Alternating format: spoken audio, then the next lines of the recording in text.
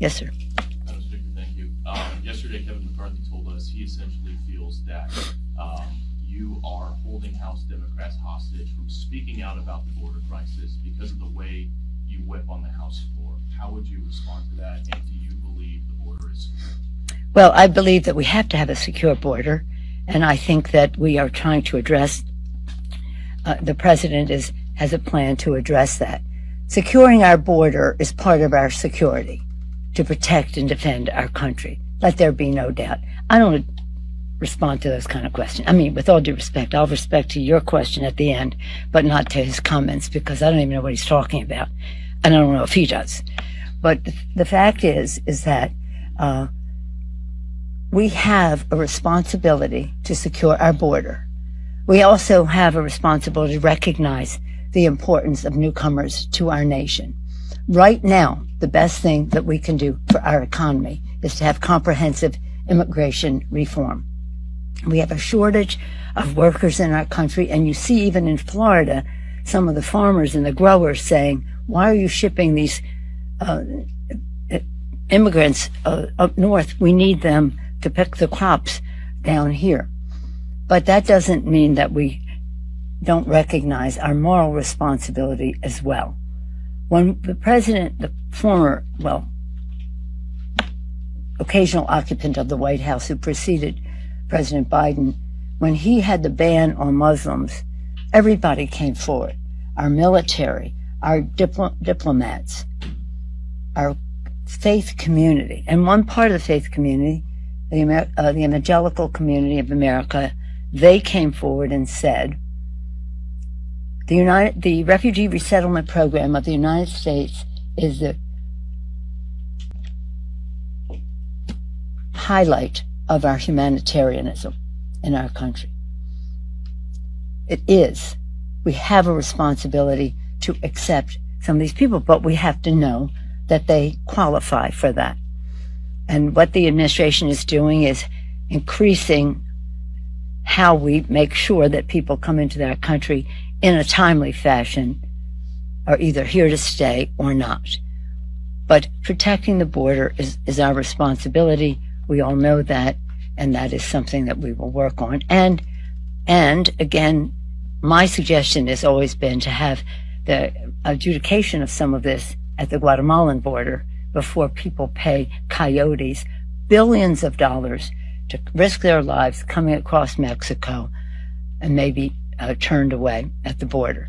But to remember three things. One, we must secure our border. Two, we have a moral responsibility to accept refugees. And three, our nation is great because we are a nation of immigrants. But don't take it from me. Listen to Ronald Reagan. When I quote Ronald Reagan to my Republican colleagues, he doesn't get any applause. Can you imagine that? Not even Ronald Reagan, who has really said America is preeminent in the world because we have a constant flow of newcomers to our country. And when we close the door, we will be diminishing our preeminence in the world. Don't take it from me. Go to Google, look up President Reagan's last speech as President of the United States. This is the last speech I will make as President of the United States, and I want to communicate a message to a country that I love and go from there. Yes, sir. I may ask you about the ongoing protests in Iran. What started as a protest about the arrest of a woman 2 weeks ago she was killed in police custody has grown far more than the capital, and now there's an international outcry about it. Firstly, I want to ask you about women in Iran burning their mandatory hijab. What do you think about women in Iran protesting mandatory hijab? And secondly, with all the calls growing for the downfall of the Islamic Republic, do you think if in fact a regime falls in Iran, Washington, D.C. would be ready for that? Well, let me just say that we're all in awe of the courage of the women of Iran coming out in terms of their own personal freedom.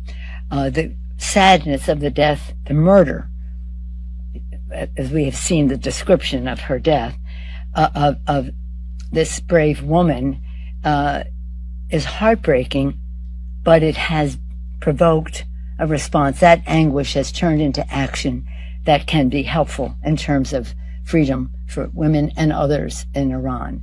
I think everyone I don't know anyone who hasn't spoken out about support for the women of Iran and the courage they have of going forth. If that leads to a change in government in Iran, we'll see what happens there. Certainly, I don't have to tell you. People thought when the Shah was overturned and this new government came in, it was going to be about democracy. And many of the same people who fought so hard for removing the Shah ended up in jail by these same leaders that are there now. So we hear a great deal from people saying we had our hopes and prayers and we fought for change, and that change turned on us into a very oppressive regime. So let's see how the change will take place. But again, we're always talking about democracy. As I said, security, economy, governance, and governance about how you respect and treat your people is very important, and how democratic your government is. Yes, Jan. Good morning. We have a rather striking statement here from Abigail Spanberger criticizing the Democratic leadership over not calling up the stock bill here. I know that was just put out the new version just a couple of days ago. Yeah. She criticized the process. She says it is time for new leadership. What do you say in response to her criticism, but generally going forward as we get after the midterms, yeah, people start to wonder whether you're going to be here and other leaders are going to be here in the new Congress? Which question do you want me to answer? Choose one. Do you intend to be here in the new Congress as the Speaker, as the minority leader? I'm strictly focused on winning the next election. Do you want to talk about that? Okay, is that your question? Who's next? And let me just say about Spanberger's letter. First of all, her bill is contained in this bill. Other members had ideas too to improve upon the bill. So I didn't see I don't know what her statement is, but it is contrary to what the House Administration Committee. I said to them, whatever the members want to do, I fully support. And they took her bill, added others that made the bill stronger, as a matter of fact. So this is an interesting press release, but it's more important to write a bill. What she's saying is she's criticizing the failure to bring it up. Well, you have to have the votes to bring it up. You don't think you have the votes? Well, we'll see. We'll work to have the vote. We don't go from one day to the next. But I think we should have legislation. There are others who have spoken out against the bill. And again, this is the legislative process. But it is how you described her characterization is not accurate. Her bill is in the bill. Others had ideas too. And that's what our committee put forth. But it's good press because you asked the question. Anybody else? Yes, ma'am. The inequality ahead of the midterms. Are you doing enough to address inequality in American society, and also are you running enough progressive candidates, do you think, in these midterms? Absolutely, positively. And equality in America is what we are all about. And I'm glad you asked that question because I want to speak to our President of the United States. Of course, our purpose in Congress as House Democrats is about fairness for America's working families. And that means all of America's working families. But this president and all these bills that I named, you take them one by one.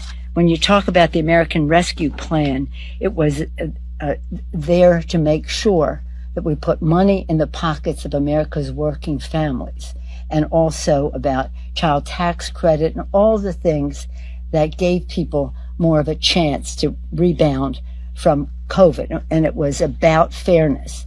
It reduced poverty in America by 50%. Reduced poverty in America by 50%. The infrastructure law has a $60 billion provision in it for fairness, equity, inclusion, and in terms of decisions being made for infrastructure projects around the country to be fair. I was in a community in Georgia within this past month where we were looking at a highway that went through a neighborhood, It separated the neighborhood, changed property values on one side or another, divided community. That's what this bill is exactly against, to not separate communities, but unify them, and to do so in a way by having communities make the decision, by having so much more involvement of the communities in how these projects are developed. So the president, fantastic on that. Of course, the PACT Act, that was really addressed many people living in poverty in America in terms of especially the North Carolina provisions about unsafe water and what that meant to families. And the Bipartisan Safer Communities Act was, and that's about keeping guns out of the hands of people who shouldn't have them, but it doesn't go far enough. We have to do much more in that regard. Chips and science. Now, this goes to directly to your point.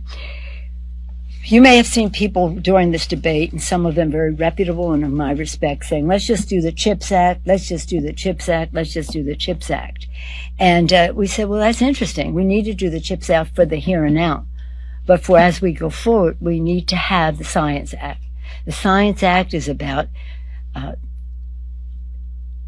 making sure that everybody, and this is the president again, everybody has the opportunity to participate in those jobs and is prepared by education about being involved in the scientific research, about the science of it all. So we have the best thinking from maybe some of the newest intellectual resources from kids in poor neighborhoods, from communities that are not the traditional places that receive grants from the federal government. So it is, and it has minority serving institutions and all the rest participating in a strong way. We're very, very, very proud of that because, again, this is what we have tried to do incrementally.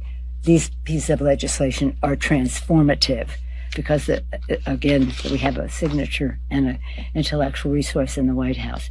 Yeah, we're very proud of our candidates, and we feel very strong. They had the courage to run. See, when the jobs decision came down, it was like, well, we were ready.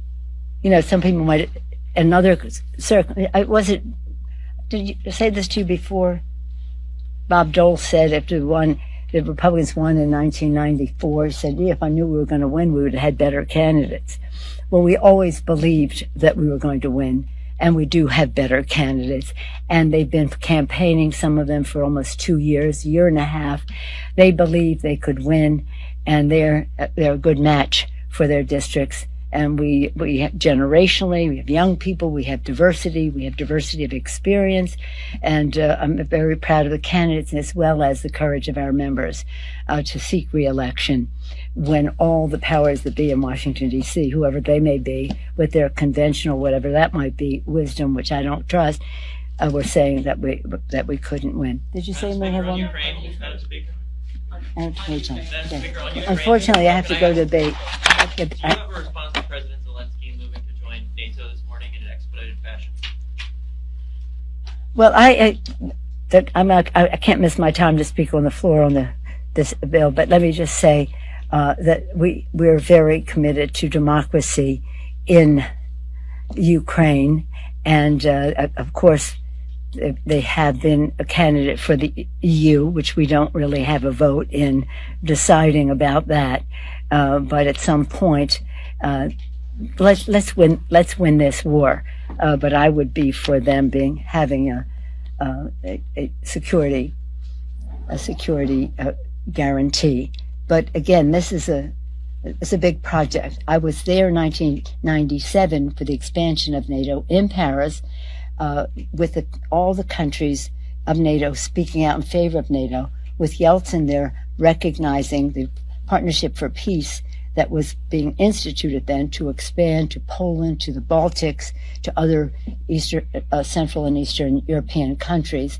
It's a big project, but it's a consensus project as well with NATO. But let's just win the war now, and that's why I'm so pleased we have additional resources. I was in last week in Berlin for the G7 conference, which focused on NATO. I was very encouraged by how the other speakers of that meeting were so bullish on supporting the democracy until the victory was achieved. Thank you all. The Giants are missing the playoffs this year. The forecast on the Warriors,